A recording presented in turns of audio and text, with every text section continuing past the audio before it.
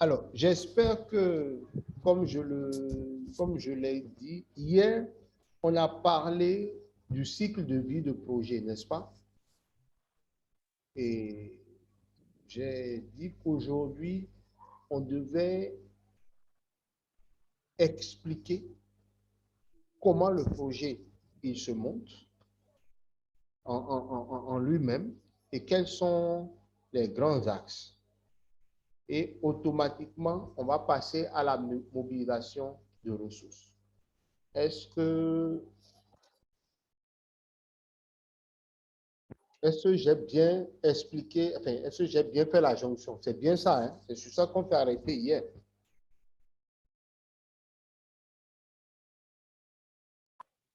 Oui, oui. Okay.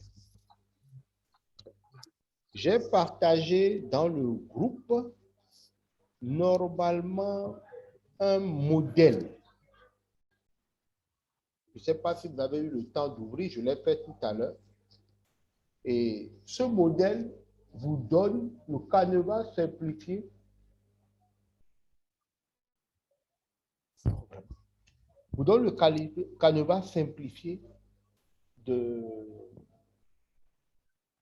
d'une rédaction de projet.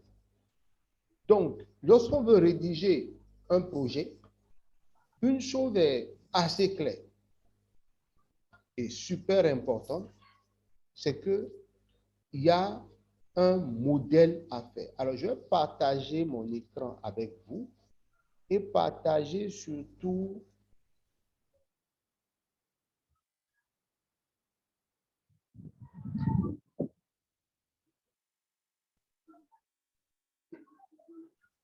il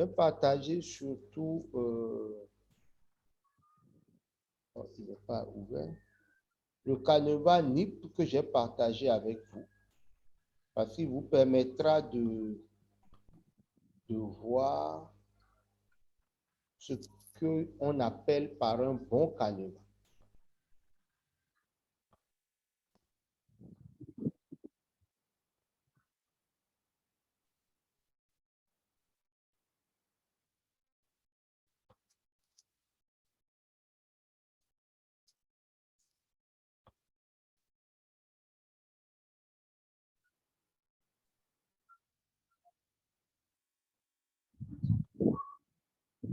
Voilà. Vous allez beaucoup m'excuser. Je vais prendre un appel urgent. Excusez-moi.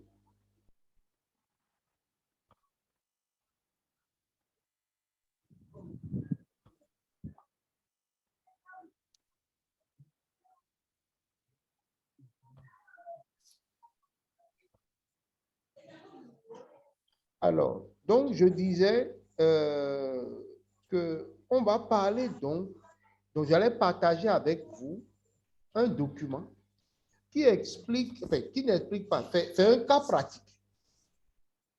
D'accord? Un cas pratique qui présente les grandes lignes d'un document de projet. Et mon objectif, normalement, c'est qu'à la fin de cette formation, eh bien, que chacun des participants puisse au moins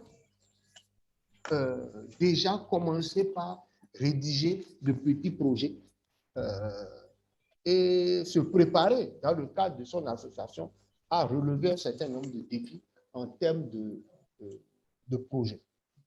Alors, quand par exemple, on prend un document de projet, voilà les grandes lignes, il faut une partie contexte et justification. Dans la partie contexte, on va expliquer un certain nombre d'informations qui met le lecteur ou le bailleur en réflexion ou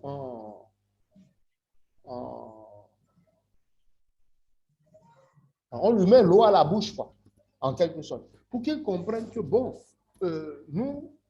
nous sommes en train de parler de quelque chose qui s'inscrit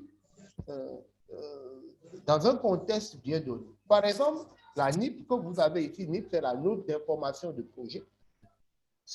on parle des inondations dans une zone donnée et nous voulions apporter de l'aide humanitaire. Donc, quel est le contexte? Par exemple, ici, on a dit les inondations constituent un des plus importants phénomènes climatiques extrêmes qui caractérisent l'Afrique de l'Ouest. Elles deviennent de plus en plus récurrentes et aggravantes dans la région.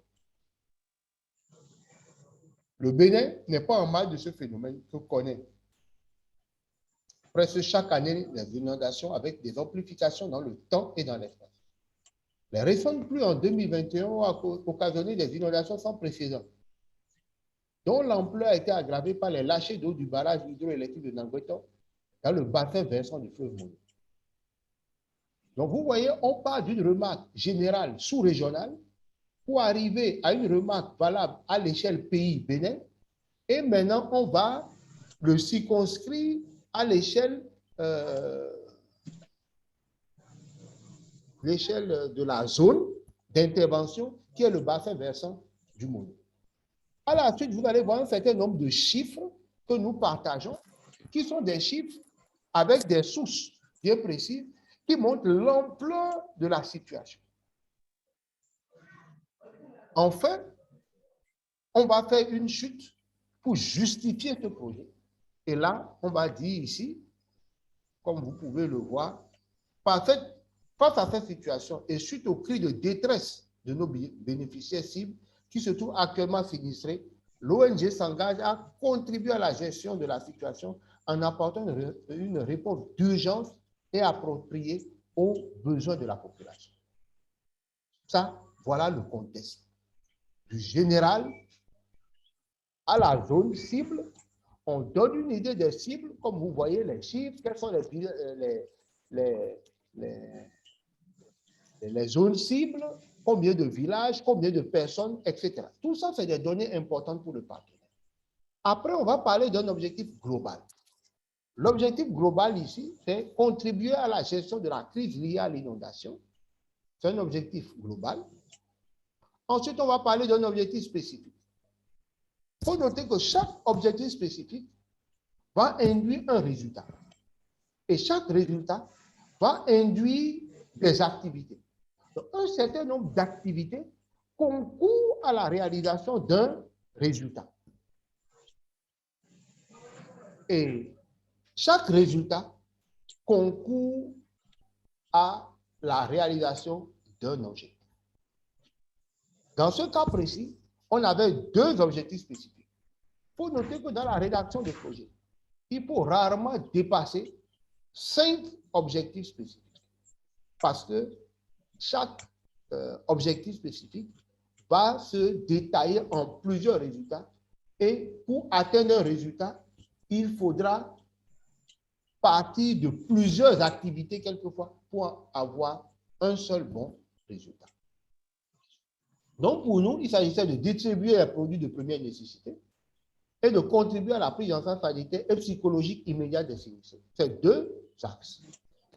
On a présenté la durée de l'initiative, le lieu de l'initiative. Cette initiative se déroula dans 2 communes du département du Mono. On donne les noms des départements et les villages, les villes, les arrondissements. Quels sont les résultats que nous attendons? Les résultats qui concourent à la réalisation des différents objectifs. Donc, vous voyez ici, on a listé l'ensemble des choses qu'on veut distribuer aux gens. C'est les résultats et les livrables. Quels sont les moyens que nous voulons mettre en œuvre? Il y a des moyens humains, des moyens matériels.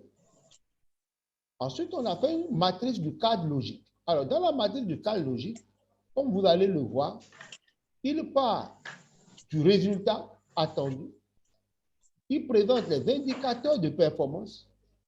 Il précise les cibles et les moyens de vérification. Voilà. Bon, ici, il y avait une petite erreur parce qu'à la place de cible, on a mis les poids enfin, ce qu'on veut offrir. D'accord? Donc ici, description du résultat. 100 sacs de maïs de 50 kg sont distribués aux ménages sur les sites d'accueil. Indicateur de performance, nombre de sacs de maïs achetés, nombre de masses de sacs de maïs distribués. La cible, normalement ici, la cible, ça doit être les femmes, les hommes, les ceci, les cela. Moyen de vérification que, effectivement, ce résultat est atteint, c'est les fiches de stock qui vont montrer qu'effectivement, le maïs est sorti. C'est les bordereaux de réception de matériel ou les bordereaux de paiement. Et c'est les photos ou les vidéos disponibles lorsqu'on distribue le matériel. Donc, ainsi de suite, voici la matrice de cadre logique.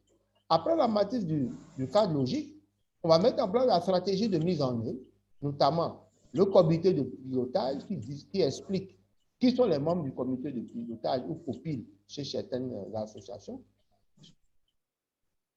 On a présenté très brièvement les différentes activités prévues. La distribution, l'organisation, la planification, qui sont les 3 activités phares que nous avions prévues. Alors, ce type d'initiative, nous sommes sur une note d'information de projet. Mais dans un canevas d'appel à projet plutôt lourd et plutôt très formel, vous allez voir que les différentes activités vont se retrouver en fait dans la matrice du cadre logique. Sachant que la matrice du cadre logique est un document de planification de projet. Ensuite, on va parler des chronogrammes d'activité. Il y a différentes sortes de chronogrammes. Le chronogramme peut partir sur du mensuel, qui se répartit en semaine 1, semaine 2, semaine 3, ou on peut aller sur un chronogramme trimestriel. On peut aller aussi sur un chronogramme mensuel ici, mais qui ici a des subdivisions en 30 jours, ce qui permet de savoir qu'est-ce qu'on fait dans la première quinzaine, qu'est-ce qu'on fait dans la seconde quinzaine, etc., etc., etc. Donc, voilà un chronogramme d'activité. Et enfin, après le chronogramme, le nerf de la guerre, c'est l'argent. Eh bien, on présente quoi? Le budget. Et c'est le budget, généralement, qui va intéresser qui? Le bailleur de fonds. Et essayer de voir si on peut gagner de l'argent avec ce bailleur de fonds. Donc, voilà un tout petit peu un aperçu global de la façon dont un document de projet se présente et quels sont les éléments constitutifs d'un document de projet. J'aimerais à ce stade faire quelques remarques simples et rapides.